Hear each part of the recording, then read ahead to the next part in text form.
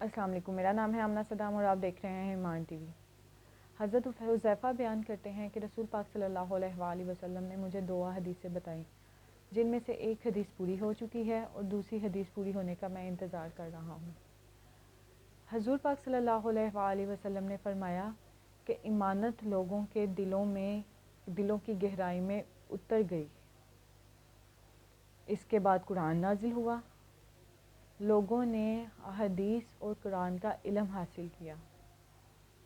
یہ وہ ایک حدیث تھی جو حضرت حذیفہ نے اس وقت کے لوگوں نے دیکھی کہ پوری ہو چکی ہے۔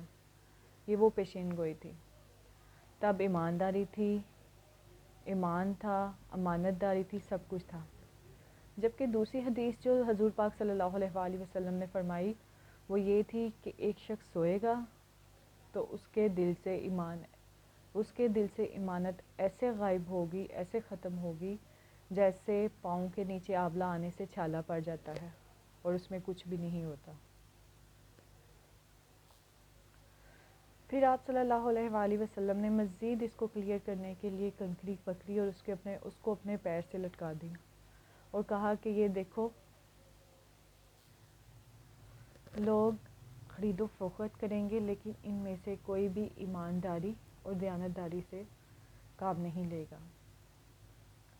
یہاں تک کہ اس بات کی اگزامپل دی جائے گی کہ کوئی ایک وقت تھا جب کوئی دیانتداری اور ایمانداری سے اپنی خرید و فروخت کرتا تھا۔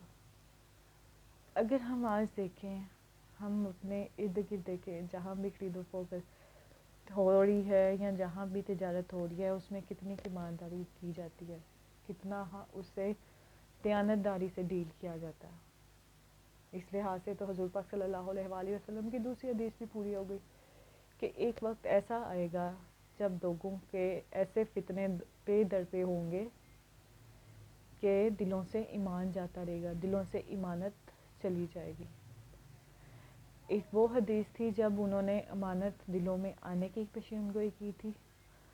ہم نے وہ وقت سنا ہے، ہم نے وہ وقت احادیث کے ذریعے دیکھا ہے، قرآن کے ذریعے دیکھا ہے، اور یہ وقت ہم لائیو دیکھ رہے ہیں جو دوسری حدیث ہے کہ آج کے وقت میں ہم لوگ کتنی دیانتداری سے اپنے تجارت کر رہے ہیں، کتنی دیانتداری سے ہم اپنا یا ایمانداری سے ہم اپنی بزنس ڈیلنگ کر رہے ہیں۔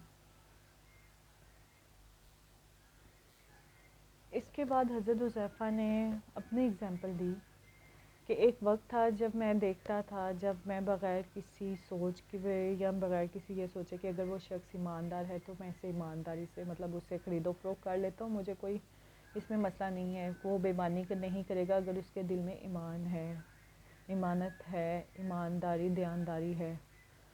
لیکن اب یہ وقت ہے کہ بندہ ڈھونڈنا پڑتا ہے کہ آیا وہ اپنا عمل، اپنی تجارت، اپنی ایمانداری کتنا ایمان سے وہ اپنی تجارت کر رہا ہے۔ اور یہ شاید وہی فتنوں کا دور ہے جس کی پیشین گوئی حضور پاک صلی اللہ علیہ وآلہ وسلم نے کی۔ امید ہے آپ کو انفارمیشن اچھی لگی ہوگی۔ آئندہ کے لیے اللہ حافظ۔